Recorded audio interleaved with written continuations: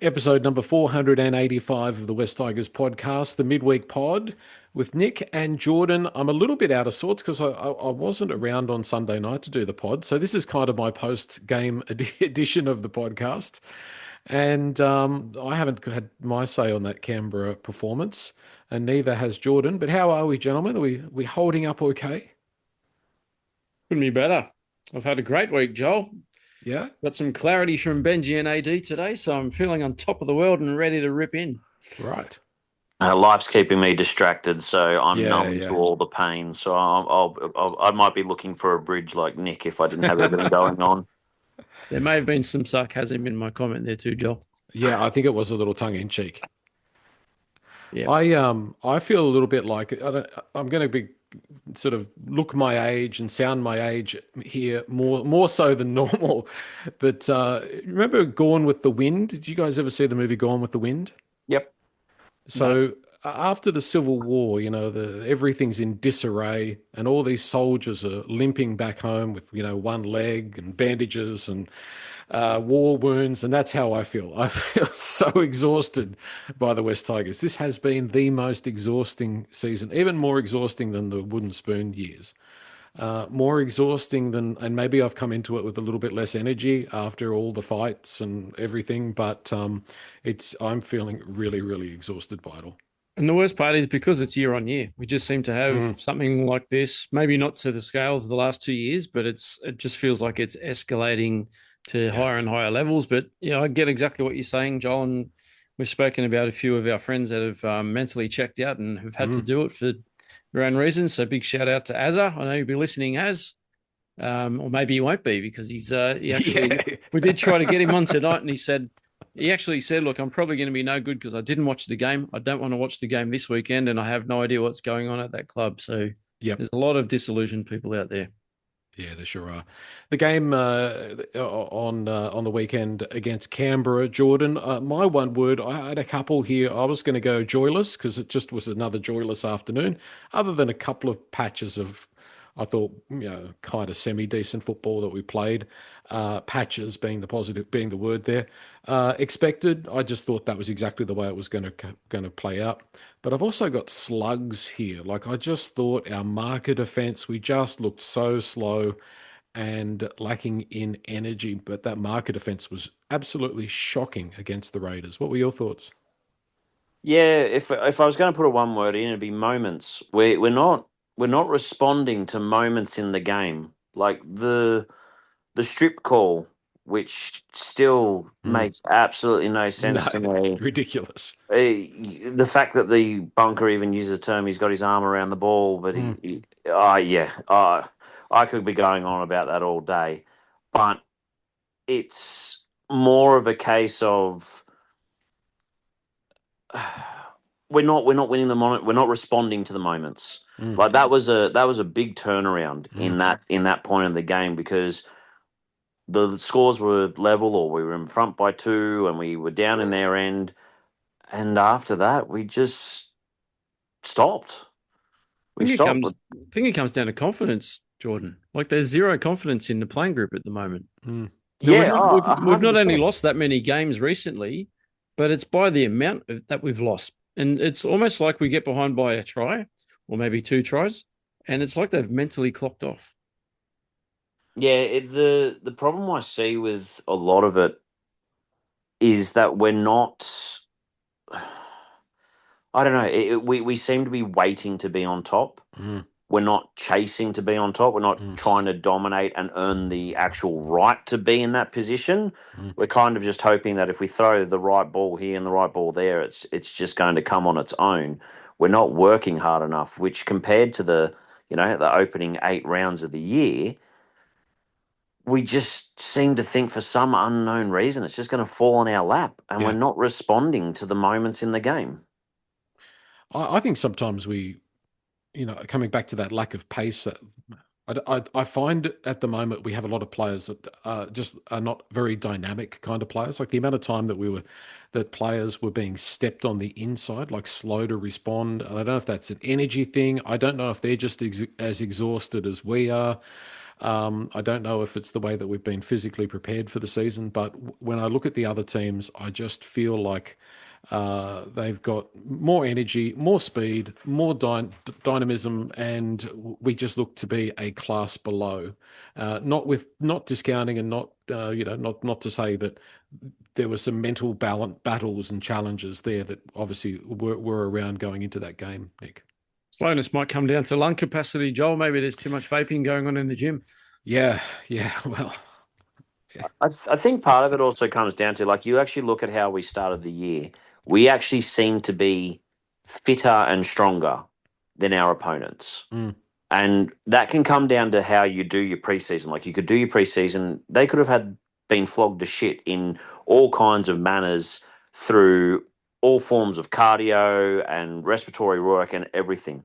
But the issue that you have, and I do this as a coach myself, is if you start a preseason like that and focus so much on aerobic fitness, Mm. but then start to focus on skill as the season goes on, you lose Yeah. that aerobic fitness. A lot of my drills and everything still involves a deal of running and constant moving. Like, I obviously don't train my kids as much as the NRL does, Mm. but that time I do have them, for that hour and a half I have them twice a week, that for that entire 90 minutes they are doing something. And that's how I've experienced success, is because you're keeping them aerobically fit while in introducing skills at the same time. I feel like we've turned to skill based, or because our completions are still actually not terrible. We're just not doing anything with the ball. Yeah. But Yeah. we seem to be running. As you said, Joel, we're a pace behind Mm. on everything, and I just don't think we're keeping up with the fitness that we do in preseason throughout the regular season, which is a conditioning issue. And I think, as an organization or as a football team, you need to be stable before you can grow. And if I was to do like a one word for the entire season, it would be inconsistent or disjointed, because once again we're making changes all of the time. How on earth can you ever build any combinations? And I know some of that is obviously injuries and suspensions and things like that, but there's changes this week that don't make any sense to me, and changes that were made last week that didn't make any sense to me. And there's some stuff there that we don't know all the facts behind.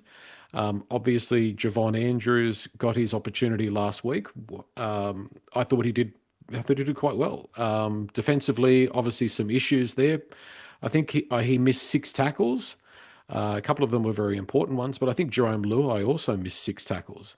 So we shouldn't be writing him off because of a couple of defensive misses in his debut. But I was quite impressed. I saw something there, Nick. I thought he's and I've seen him in obviously New South Wales Cup and in the trials. He's a player that has what they say has some time on his side when he's got the ball. So I really liked him. I enjoyed watching him. It's a shame that we didn't have a bit more quality ball last week to, give him more of a chance to show what he can do. But I thought he looked very composed. Like you said, he looks like he's got a bit more time, and that's what good players look like they can do. I was actually impressed with his longer kicking game. He put some good kicks downfield, which I didn't know he had in his game. I think I'd read or been told, maybe one of the boys here said that he didn't have a real good kicking game. But yeah, look, I'm disappointed he's dropped as well. I would have loved to have seen him get another shot. And I know we'll talk about the press conferences soon. But one comment that Benji annoyed me a bit with was around the not picking Javon, but more around the reasons, not even the reasons why he's not playing. It's more just trying to get AD back into the side and into that 7 jersey. I really don't understand it. He was asked a question about, whether he'd, not buckled in picking AD for this week. I think he did. I think he has, but 100% he has. Yeah. 100%. The thing that annoys me with dropping Andrews, and you mentioned Joel, he missed 6 tackles. He had Ethan Roberts outside him. Yeah. Like, it was inexperience. They got picked apart by inexperience. I wish, if anything, he put Sione outside him. Yeah. He put someone with a bit more K's in their legs, instead of putting these two kids together who, played 4 games between the two of them. And yeah, he sort of kind of got hung out to dry. But I agree with you, Nick. Benji's buckled, and I love Benji. Has always Yeah. been my number one Tiger for my entire life. But he's dropped the ball on this, and the team he is named. My 13s could give that bench a run for their money. Yeah. It is poor. It is very, very poor. And I don't know if he's looking for experience, but even then, you look at experience. Hope, Murray, Yeah. Suka, like there's not experience there. The bench is putrid. It Mason. is. Yeah. Yeah. I wanted to just go back to Andrews for a second. Now, a bit of a strike against Benji, in my opinion, is he is a left side specialist. He's making his debut. Surely to God, you put him on the left side with Samwella, and you move Jerome Luai over to the right side, who's got vastly, significantly more experience, including winning 4 premierships. Wouldn't you do that, Nick? Isn't that just common sense that you give the young guy a chance and a go? With a more experienced campaigner, obviously on the inside of him, but just in the position that he's more comfortable in. That made no sense to me. No, I'm the same. The only thing I can think is if Benji is looking at Javon and Latu as the long-term halves, I think Latu is also a left-side player, so maybe he wants to move or start transitioning Javon to the right. Yeah, but Saying you that, still give him his debut, and yeah, I in a know, game yeah, that was, yeah, correct. And yeah. I'd be moving Romy as well to the right. I'd even consider moving Romy out of the halves. But that's maybe another story. But I mean, Jordan, you watch more Cup than I do. Has Javon been playing left or right? He has been majority on the left, but he's not a halfback.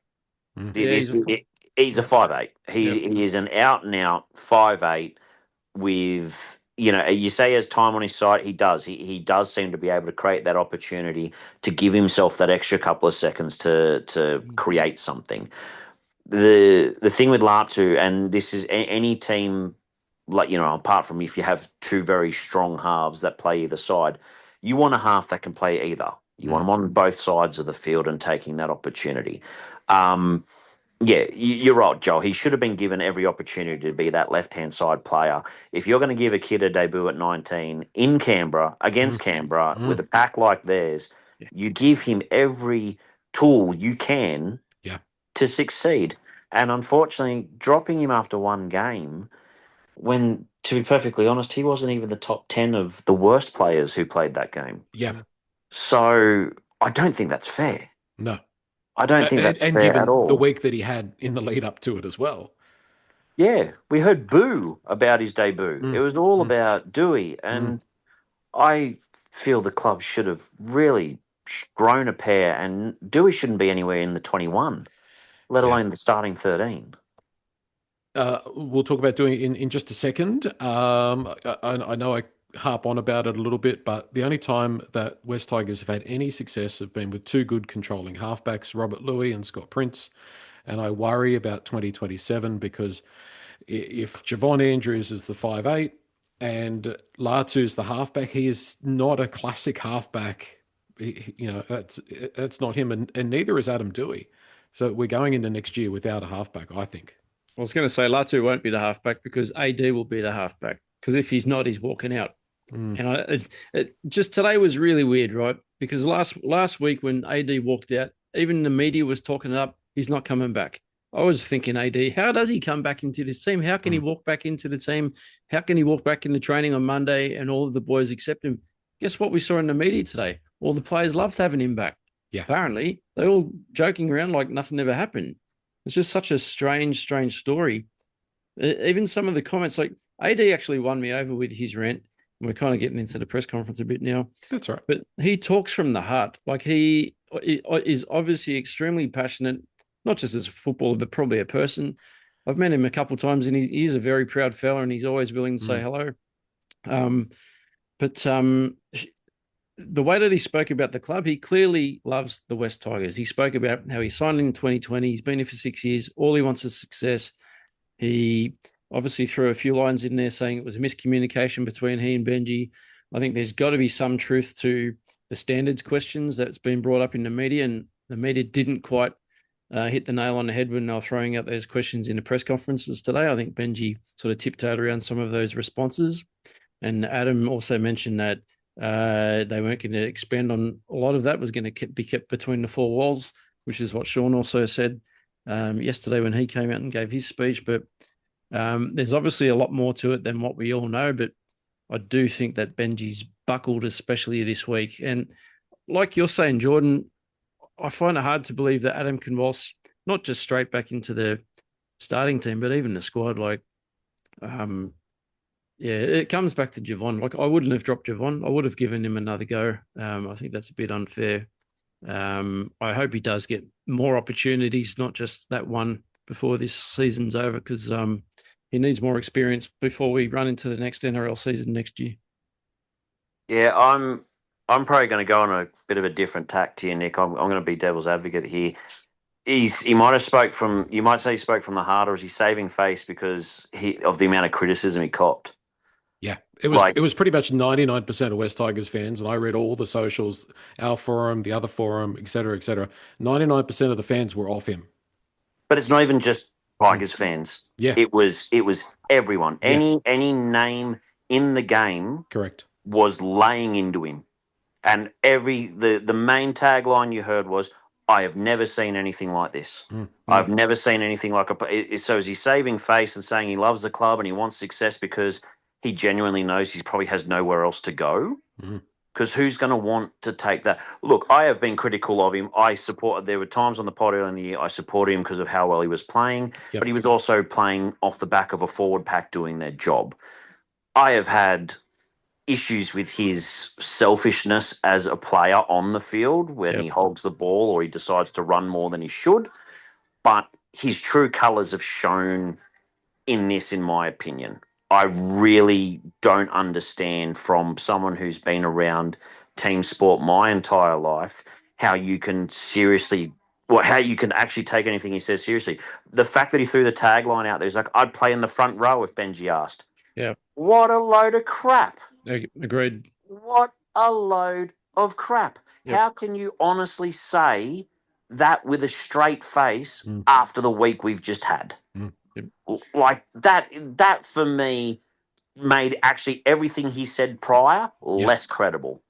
If AD had have come out of that judiciary hearing last week, being exonerated, gone back to Concord, said to Benji, "Hey, I got off." If Benji had have said to him, "Awesome, you're playing 7, we'll put Javon on the bench," do you think he would have walked out? Because I don't think he would have.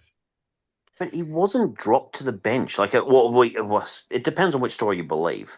Yeah. Okay, he wasn't dropped from the squad completely. Yeah. I would actually, if he was dropped from the team completely, I would actually have a bit more sympathy for him, because I don't think that's fair. But if he was being told that he was going to start in the 13 and give Javon a chance, and then he still did this, like, tough luck, mate. You're paid to play football. You are paid to play. And yes, I know people throw in the Jerome thing. I get that. But at the end of the day, you've got to worry. He's got to worry about him on that sense of he's playing 13. That's what the coach said he was going to do. You do it. That's it. If I listened to every parent who told me about their kid who shouldn't be playing a certain position or shouldn't be doing something like this, it's like, well, no, me as the coach, this is the role. This is what they've got to do. This is the job they're given, and they'll do it to the best of their ability. If I'm wrong, I'll put my hand up and go, yep, you know what? We tried it. It didn't work, but we didn't even get to see the opportunity or if it would work. He threw his toys out of the cot and walked out.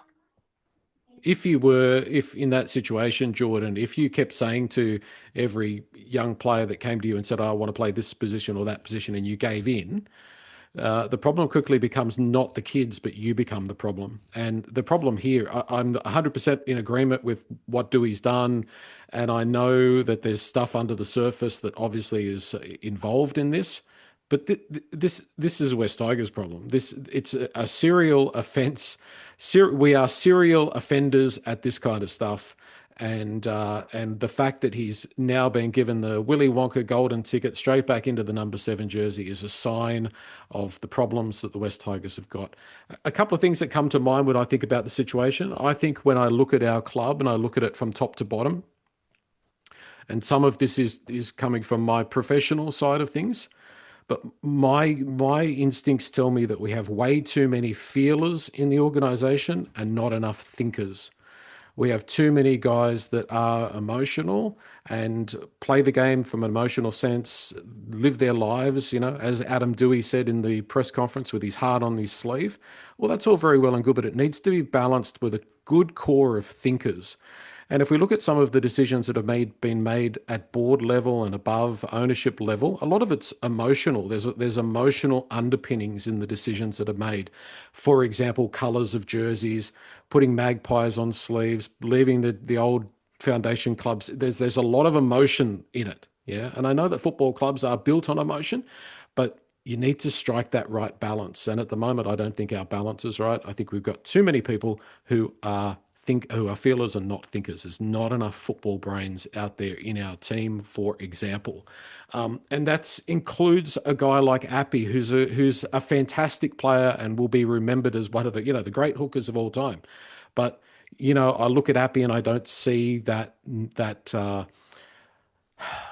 I see a guy that is a great personality and a really good guy, but not necessarily the type of leader that we need, if that kind of makes sense. So I know that's a fairly broad statement across the playing group, but too many feelers and not enough thinkers. And when it comes to Adam Doueihi and Benji Marshall, so a lot of the stuff that I've come across when it comes to people being in conflict is that it's not that they're different, it's that they're similar. And I think what we found out was that they're both as stubborn as each other. They're both probably feelers rather than thinkers. And they got to the point where there were two bulls butting heads. And of course, Benji was always going to win that battle, at least in the short term. But I think there's more under the surface. There has to be more under the surface than what's been presented. And there's been a whole lot of ducks and drakes, Nick, being played. You mentioned the vaping before, which, that's probably something that occurs in a lot of clubs. It shouldn't be happening at the club and at the centre of excellence by any way, shape, or form. But there wasn't a silver bullet as to why or what the problems were, which does keep us guessing. I think it has to be too many big egos, but also, and again, last point before I hand it over to you, Nick. The people who have traditionally got the biggest egos are those who are traditionally those that are overcompensating. Yeah, the greats tend to not have great big egos, but those who are desperately trying to prove themselves and feel a little bit inferior, they're the ones that you often have trouble with. That's kind of my rant and my summation. No, that's fair. Yeah, I don't know. I don't know what to say. I did take some notes on Benji's side of the press conference, and like I said, a fair bit of it annoyed me. Like you were just saying, he's very stubborn, and he's obviously very proud as well, and he backs himself. He was asked a few questions. One that quite annoyed me. Benji or Adam? Or Benji.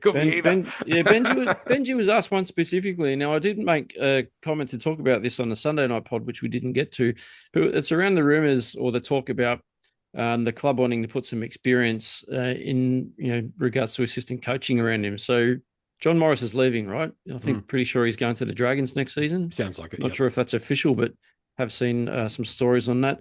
And I know there's been some talk about Shane Flanagan potentially being earmarked as an assistant for Benji. And he was asked that in the press conference, what about this talk about you perhaps needing some experience around you? And he said, oh, yeah, there's been some talk around that, but I've got a lot of experience around me. I've had some experience myself, and Hodjo, he's had experience coaching in the UK, and John Morris, he's got the NRL coaching experience. He kind of just deflected around it rather than, there was no yes or no. So, and no admission that he needs help. And even the one lines how he says, a lot of this noise starts because we're playing poorly and the results aren't going our way. All we've got to do is come out in the weekend and have a good performance. How many weeks in a row have we heard that? Yeah. And look at the results. Like I said, it's not just the losses. It's the way we're losing, the way we are putting games together. It's horrible. That comes back to my earlier point. That's not Benji Marshall's fault. That's West Tigers' fault for putting Benji Marshall in this position.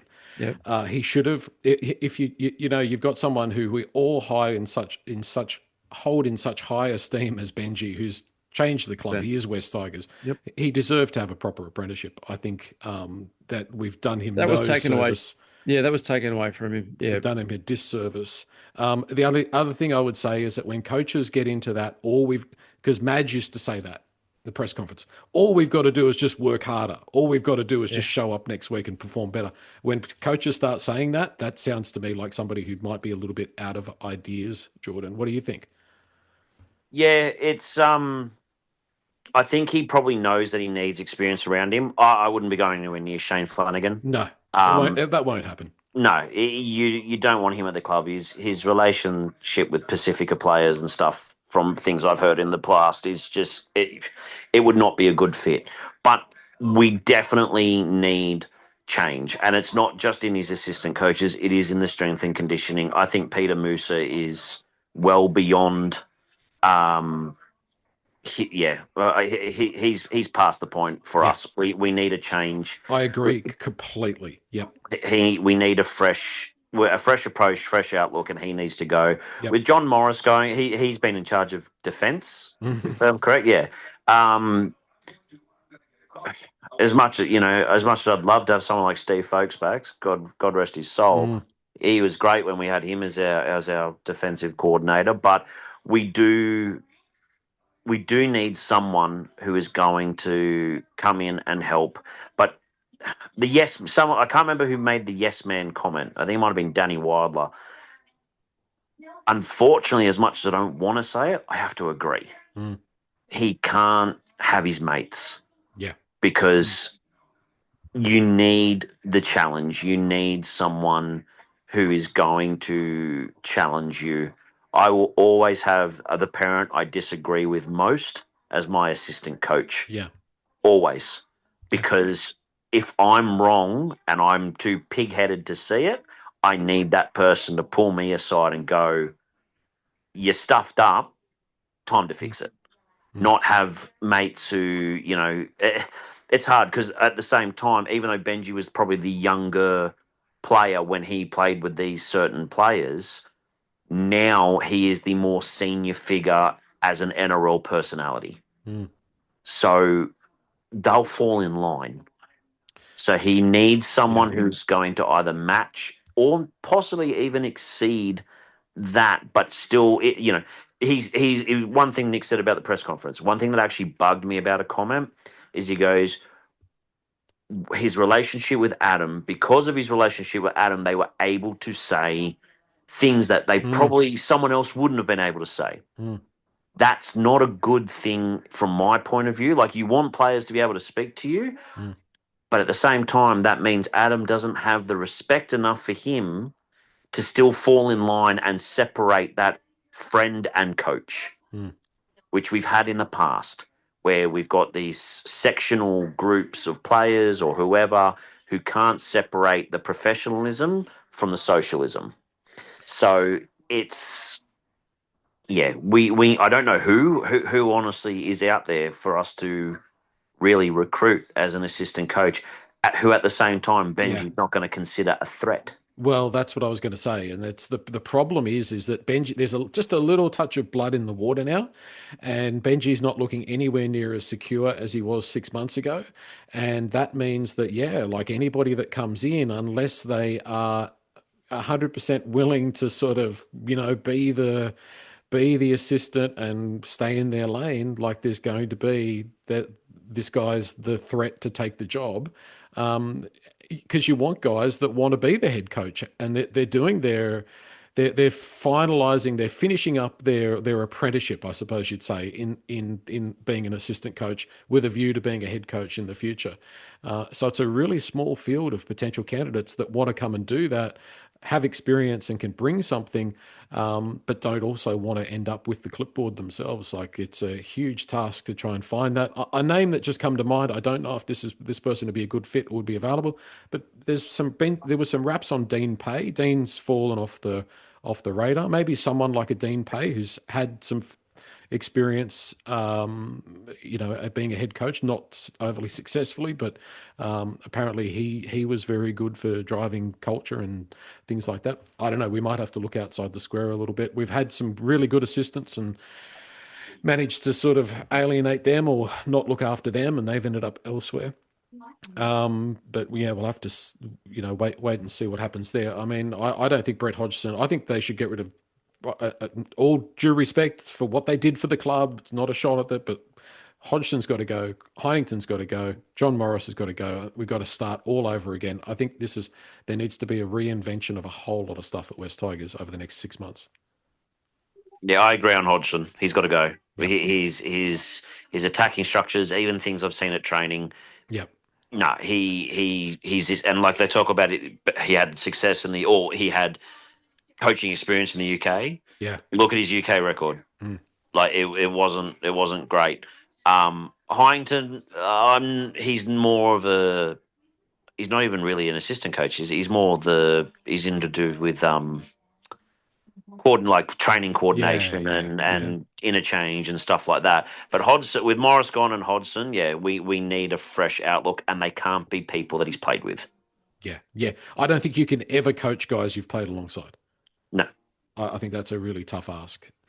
I don't know. And Benji to me seems really young. Like, I know he's probably 38 now, but to me he seems like a young 38. Like, I remember, it's not a Balmain thing, but Junior Wayne Pearce retired. He waited 3 years until he came back and coached, and he would probably say he was too young and not ready. But Junior also to me seemed a lot more mature and a lot sort of just a different personality to Benji. So I think that might be something to keep in mind. Benji's aging very quickly, though. He's 41. He's 41, Joel. 41 now, is he? Wow. Yeah. He's got to stop getting the ball and running around with the guys as well. I don't think that's necessarily the right thing. I think you can do it at a club where everybody's a professional and everybody, is a top performer. But when you're sort of having to nurture and grow the squad, I just don't know if that's the right thing. They need a father figure. Not a friend, not a brother, There's got to be, you've got to have lines of separation. Correct. You've got to have lines of separation. There's got to be that bit. I can joke around with anyone I've coached. Yeah. Anyone. I can joke around with all of them. But at the same time, they know when their heads need to switch on, and there's got to be that difference. Yeah. You want to bring back Tim Sheens? Okay. Strike that from the record. Yeah. Is Frank Stanton still alive? Biscuits. Yeah, I think Frank's passed away. But anyway, probably. There's other names out there if Benji did, because last week it was kind of like, well, maybe Benji might not even be there next year. So we'll have to wait and see. I do have to say, on a lighter note, all of the events of last week did give me two laughs. One of them was the Adam Doueihi, George Costanza, quit on Friday and it was actually Larry David that did that.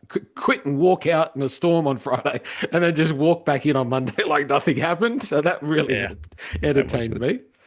The other one was somebody on the West Tigers forum referred to our CEO as John Cougar. And I had to think for a minute. John Cougar Mellencamp. So, he will.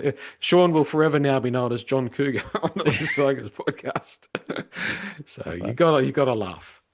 If you're a West Tigers fan, you have to have a sense of humor. You have to find the things to make you laugh. Api Koroisau, the aforementioned Api, congratulations. I mean, 250 games. It's a huge effort and a huge milestone. Nick, he has made a tremendous contribution to the club, and even like against Canberra, probably the only guy aside from Andrews and a few touches who looked like something was going to happen. Yeah, he's the best number 9 we've had at the club since Robbie Farah. I do feel very sorry for Api, just in regards to coming to this club and obviously wanting to do what Benji's been saying for years now, is get the club out of a hole, and we haven't been able to do that. And poor old Uppy's been dragged through the mud. Obviously came from a premiership winning club and went straight into a wooden spoon club for a couple of years, which is very difficult. But he's a warrior. He's had a very long career so far, and it looks like, well, who knows if he goes for another couple of years, he must be feeling pretty worn out and tired by now. But you know what? I wasn't going to go to any more games. Like, I'm a bit like Az and a few other people. I just kind of had enough of getting that involved, or I'm actually going to a game. I don't like the idea of walking back to my car and driving home bitterly disappointed after a heavy loss. But because it's Uppy's 250th, and because I love the guy so much and respect him, I'm going. And I did ask my boy Isaac if he was keen to go, and he originally said no, and he said, "Dad, actually, I do. I want to go and watch Uppy." So moral support for Dad. We'll be out there. Hopefully hopefully this week of turmoil can turn into something good. It could go the opposite way as well, but Api will be there, mate. So congratulations on a great career thus far, and may it only go upwards from here. Jordan, how do you think Api will be remembered in terms of hookers? I think he's got to be at least in the top 20 of all time.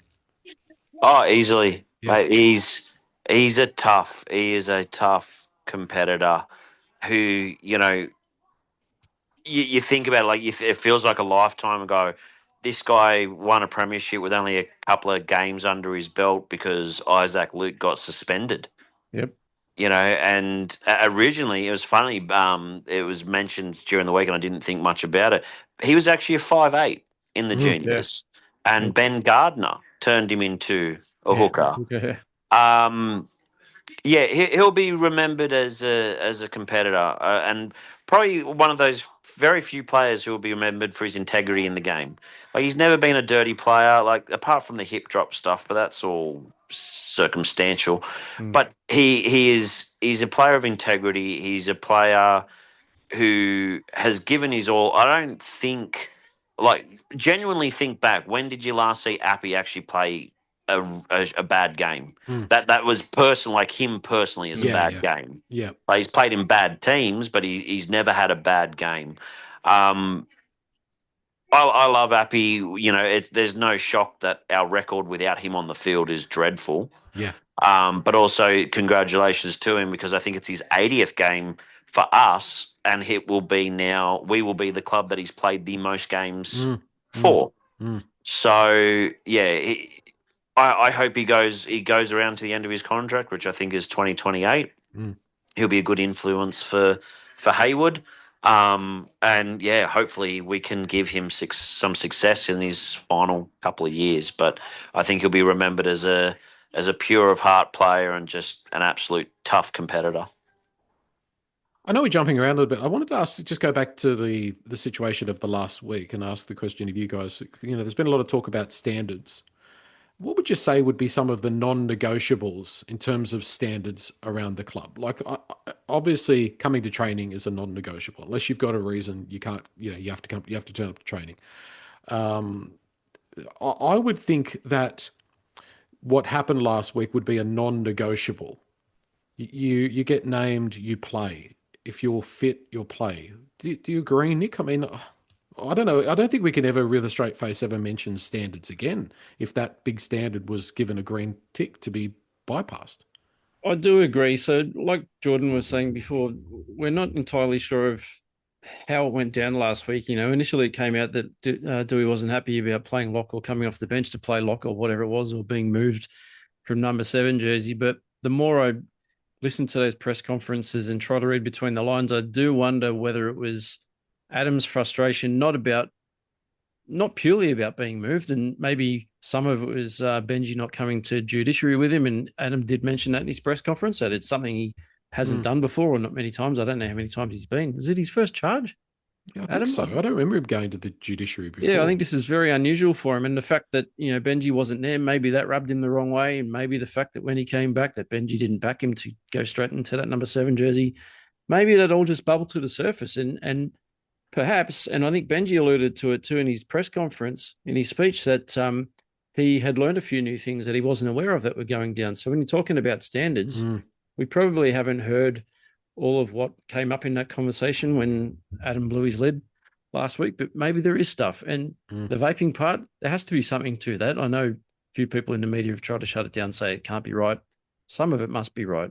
And Benji actually made a point in saying, he actually said, no, there's no vaping going on in the gym, but maybe there is a vaping problem because, all the players are young and some of the boys, you can't tell them not to vape or not to smoke. So he kind of dodged around that answer a bit, but there's clearly stuff that we're not fully aware of.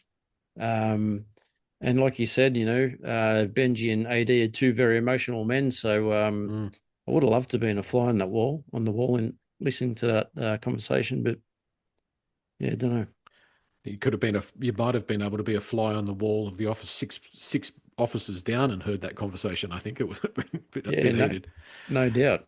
Last point on this before we move on. Brad Hancock, who does do some good posts. He did a post on one of the groups on Facebook. I've got the whole post here, but it's too long to read the whole thing. But just a couple of things that he says here. Brad says you earn the right to talk about standards and culture, and the Tigers have earned none of it. We just haven't earned that right at this stage. He says the players act like they've achieved something when they've achieved absolutely nothing. He says it's time to burn the joint down culturally. Tomorrow morning, new rules, new standards, new expectations. No more protecting reputations, no more rewarding mediocrity, no more accepting weak effort, no more social media theatre pretending everything is fine. Brad says Benji needs to challenge the playing group properly, challenge the weak leaders, and start making people uncomfortable because whatever this club has been doing, it has failed. So I think it could be an opportunity to reset. It has to be looked as an opportunity to reset, I think. And it's got to be a line in the sand moment. Otherwise, Benji's coaching career will disappear. Other people in the organization, their careers are on the line as well. And they've got one opportunity to get this right. And if it means that we have to break a few eggs to make an omelette, well, unfortunately, that's just something we might have to do. Yeah, just on that, Joel, that last point, the challenge this, make them uncomfortable.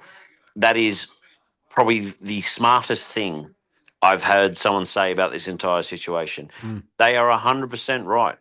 You need to challenge it. If you think there is a cultural problem, you don't just fix as Nick said, that he's learned some things and he heard some things that he wasn't aware about. If that's the case and you're not fully aware what's going on in your team, you don't just plug those problems and go, oh, okay, I've addressed that. No, you blow up the four pillars. Yep. And you bring it all down and you grab that playing group and say, you don't stand here and watch me blow it up. You come in here with me and you help me build it. You help me rebuild it. That's and you right. do it. If you don't like it, he said at the start of it, there's the door. It's the same thing, not to just go back on the Doueihi thing, but the standards. And the players haven't earned the right. There are very few players in our playing group who have earned the right to talk about standards. But for Doueihi in that situation, his best option would have been to go out, play 13, play the game of his life, turn around to the coach's box and give the fundamental middle finger. That's what any player does. You challenge anyone to go, well, you know what? If you think I'm wrong, go out there and prove me wrong. Yeah, that's right. That's actually what you do. That's the one thing I'm disappointed with this week, is that Benji didn't pick AD to play 13. I wish he had backed himself, because Benji spoke about it in the press conference today. He said, maybe it was the wrong decision, but we don't know because we didn't get to see it. Well, why don't you let us get to see it this week? You had another chance to do it. 100%, Nick. I would have swallowed him being in the team a lot easier if he was in the 13 and 100%. Javon was still at 7. Yep. I would have swallowed it. I would have gained a little bit of respect back for Doueihi, only a little, for him to walk in there and go, you know what? Yeah, I'll go play 13 like I should have done last week. But instead, we've taken the proverbial bend over and just gone, well, you know what? We'll just go back to like where we were 2 weeks ago and pretend none of this ever happened. Yeah. So the question is, what happens if this game, and I have a gut feeling that this game is going to turn into a complete schmozzle for West Tigers. Like, there might be good intentions, we might be revved up and wanting to have a good performance, but I don't see this team. I see this as being a potentially really, really, really difficult afternoon for the club, Nick. And what happens if that happens? What happens if we fall in a heap on Sunday? The pressure pretty much bubbles over the top, doesn't it?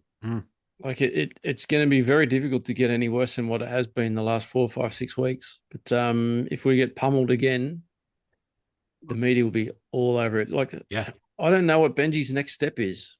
Like he admitted today that he's getting external help. No one pushed him on that, maybe out of respect, but he was talking about how this is the 1 week that the dramas with the football club has started to impact him personally. And then someone asked him another question. He said, I'm actually getting help externally. And he kind of left that and moved on. But there's obviously a hell of a lot of pressure on him, all of his coaching staff, which aren't front and center in the media like Benji is. So he's bearing all of the or wearing all the pressure at the moment. But yeah, if we go down heavily, the club is in huge strife, huge. And the other thing too, right?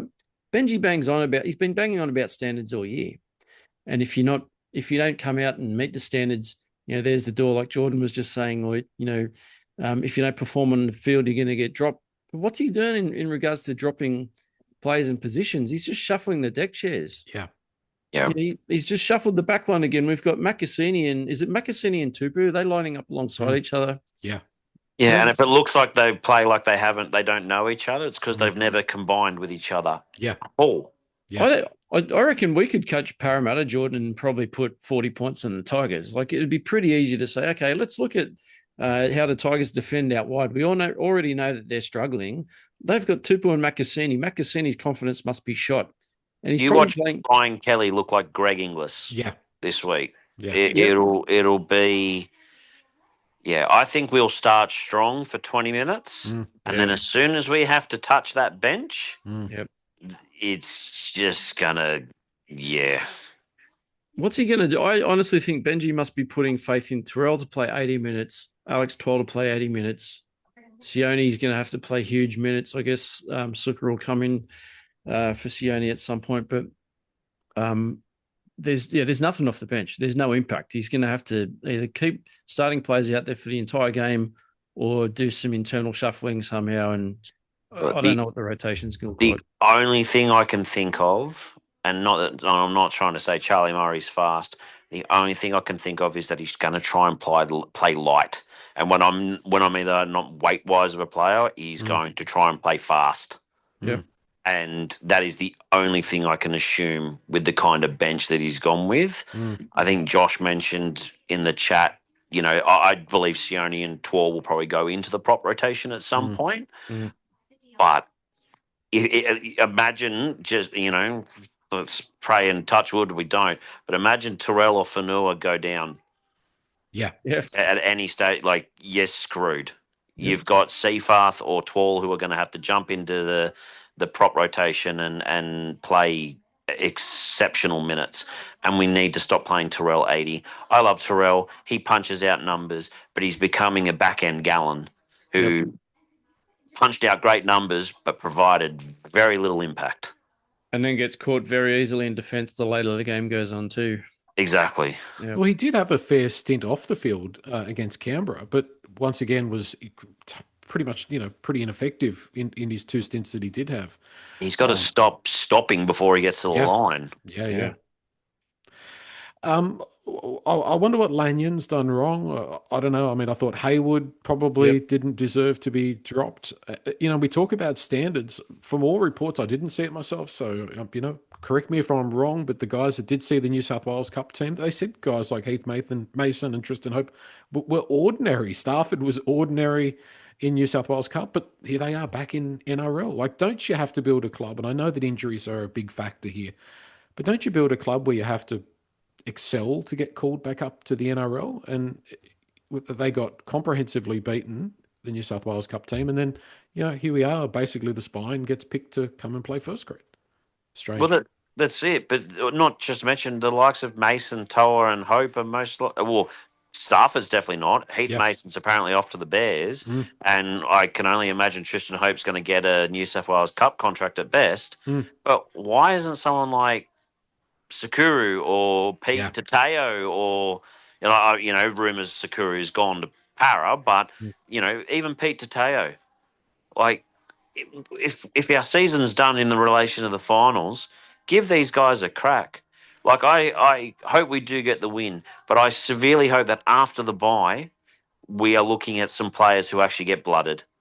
Give them a taste, get them in there, and give them a shot to actually throw something at the back of the ear, because they'll actually step into the team with something to prove. Not these guys who have already got a foot out the door, who have no former or future investment in the team. Correct. It makes no sense. I was thinking about this. Aren't your development players, aren't they guys that you really value very highly, and you put them on a development contract. I'm talking about the younger players, not the like the Bunty Afoas, but the guys that haven't played first grade yet. You put them on a development contract, Jordan, and you give them 2 or 3 years development there, and they do 9 times out of 10, because you're picking the right guys, they end up being contributors to the NRL side.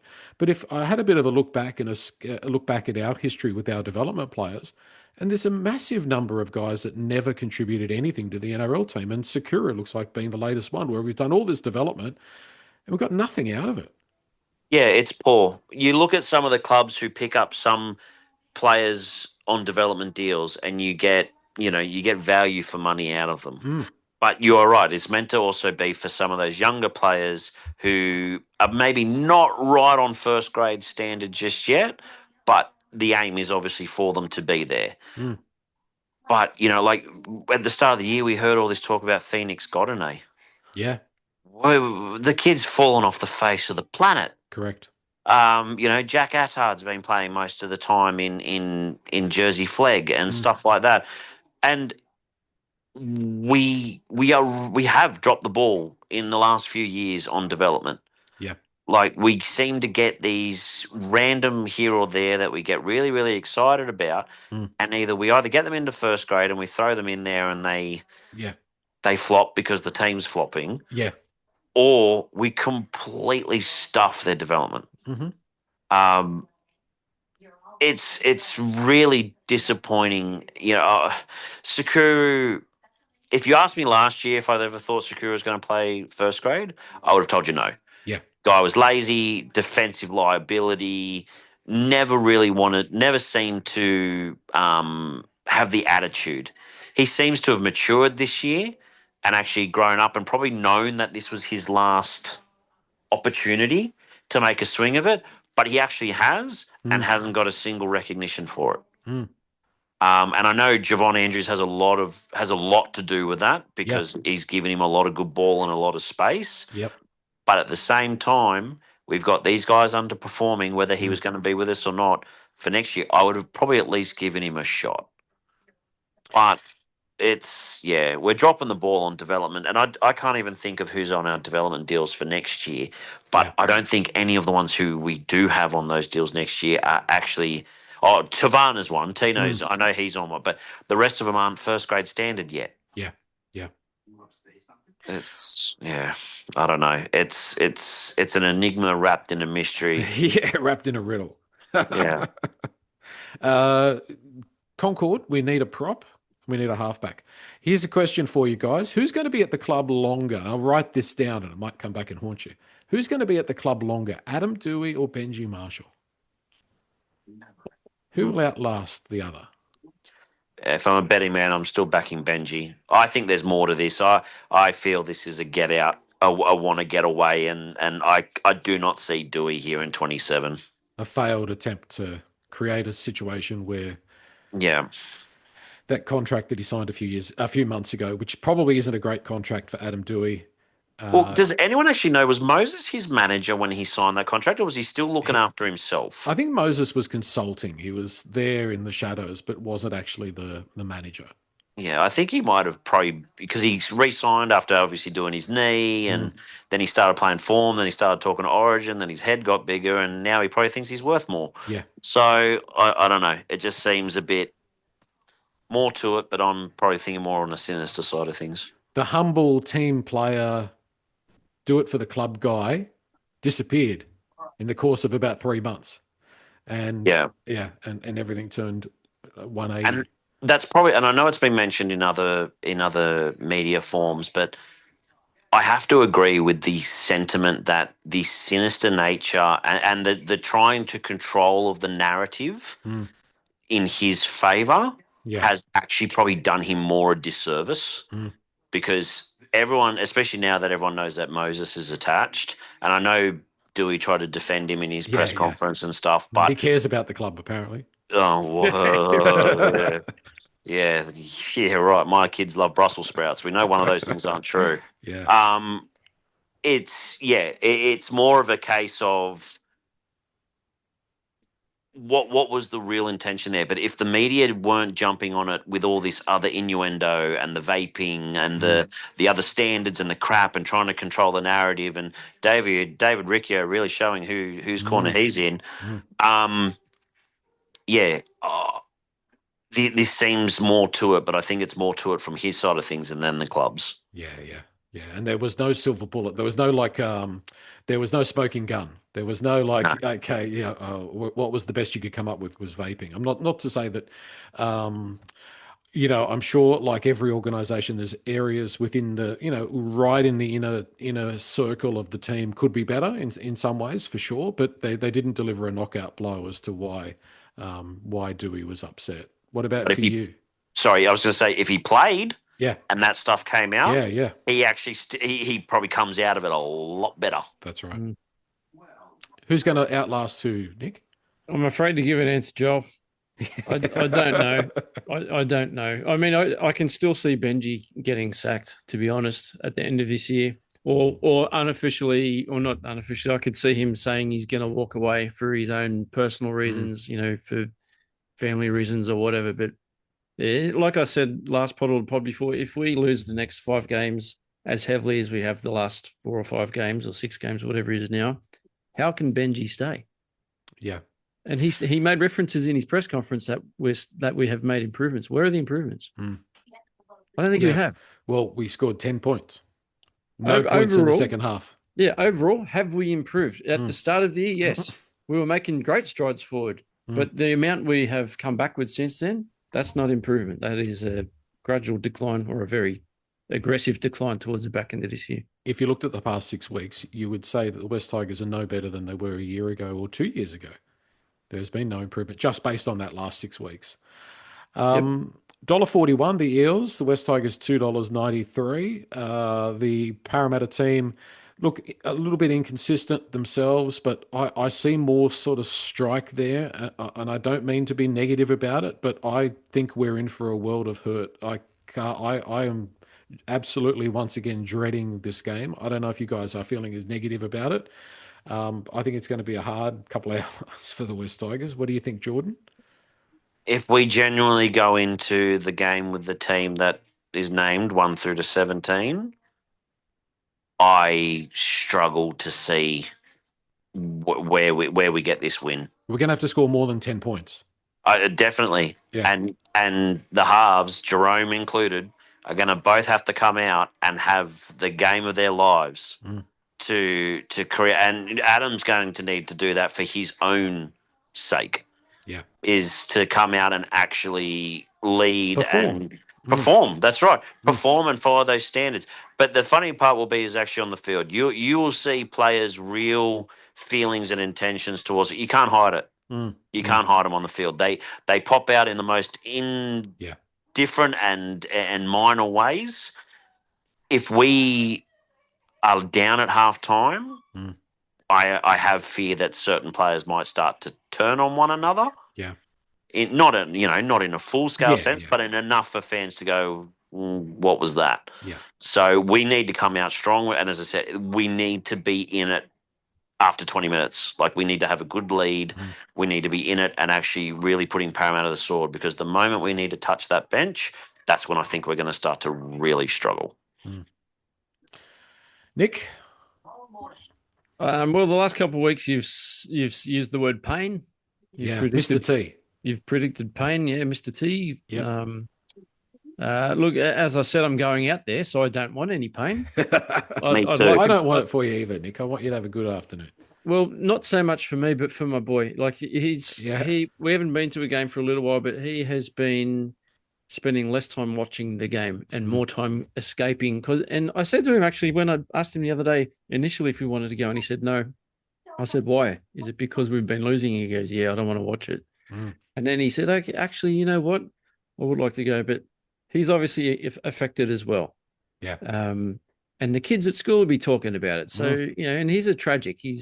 I won't say I haven't pushed it on him. It's his own choice, but, it's pretty hard to dodge. But, look, I am worried. I'd be a liar to say I'm not worried. I'm actually in 2 tipping comps. One of the tipping comps I'm in, a mate of mine across the road runs it. You actually pick one team every week. You can't pick the same team twice in consecutive weeks, but you get the points differential.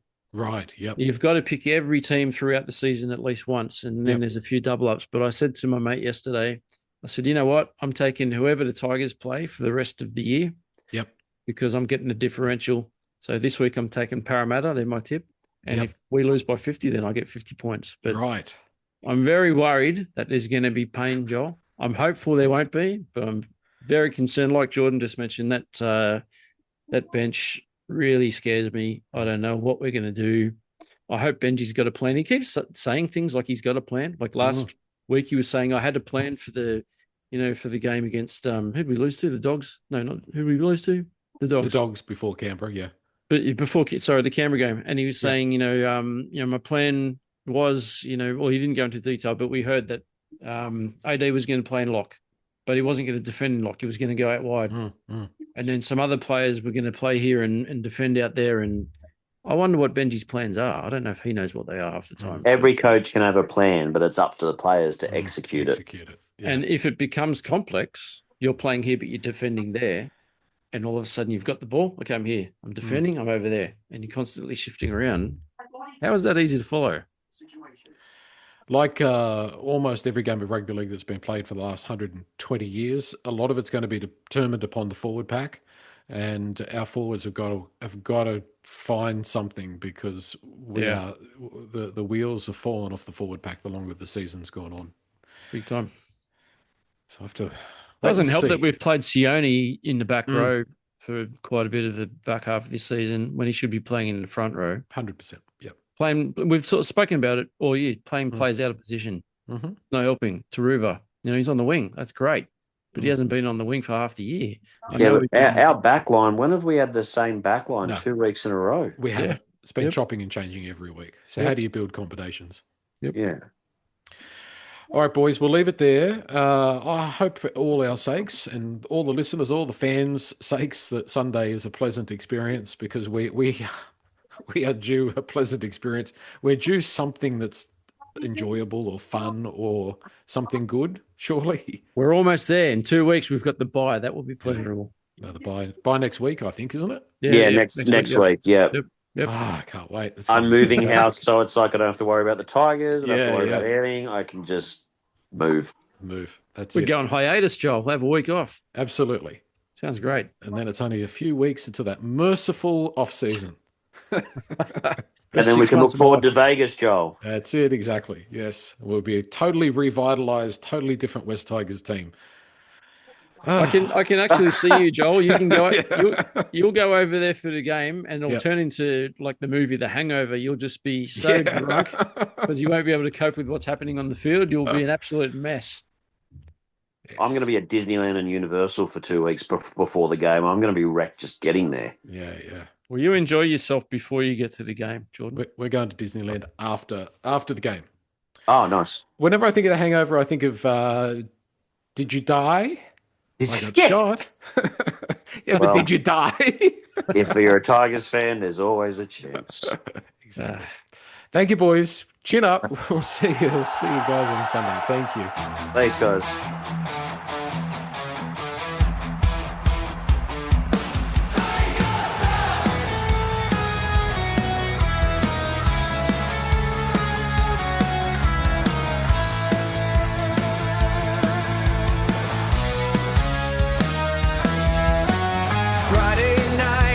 Lights are bright, black and orange, ready for a fight. Crowd is loud, hear the roar. West Tigers charging evermore. We get knocked down, we rise again. Back our boys through thick and thin. From like